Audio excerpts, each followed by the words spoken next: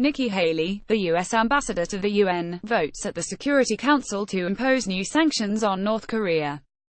Spencer Platt, Getty Images. The United Nations Security Council on Friday placed sanctions on North Korea for the third time this year, demanding countries repatriate North Korean guest workers within 2 years and further squeezing its oil imports.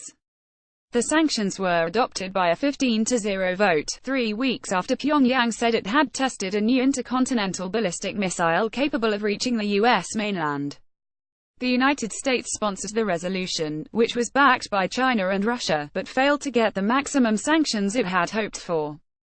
Washington wanted an estimated 93,000 North Koreans working abroad to be expelled within 1 year, not 2, because their earnings help fund the country's missile and nuclear weapons program.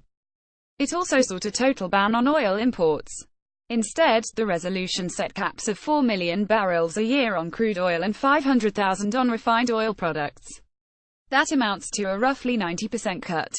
The sanctions imposed Friday are the latest effort to get North Korea to enter negotiations and eventually abandon development of nuclear weapons. The previous round of sanctions, imposed in mid-September, was followed by more than 2 months of calm. That was shattered by a November 29 test of what Pyongyang called its most powerful ICBM ever. Nikki Haley, the U.S. ambassador to the United Nations, told the Security Council that the most recent test was another attempt by the Kim regime to masquerade as a great power while their people starve and their soldiers defect. Tensions have been rising over the threat posed by North Korea's missile development. Pyongyang has insisted its program is purely defensive, to deter a U.S. invasion. It has pledged to never give up its nuclear weapons, which the United States and its allies say must be the goal of any negotiations.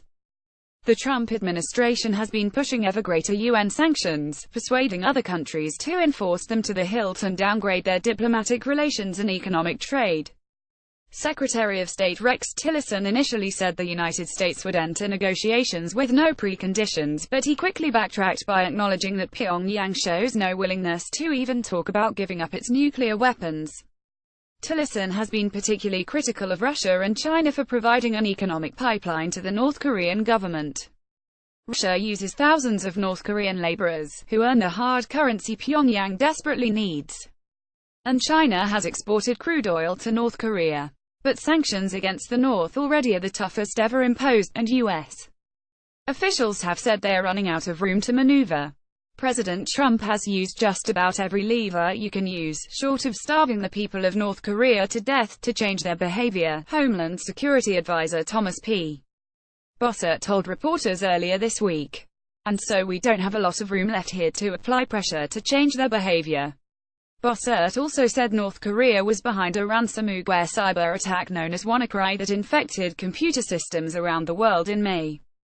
Previous sanctions have led to fuel shortages in North Korea, and Friday's penalties are expected to cut deep as winter advances. Last month, North Korea called the sanctions brutal, and compared them to genocide.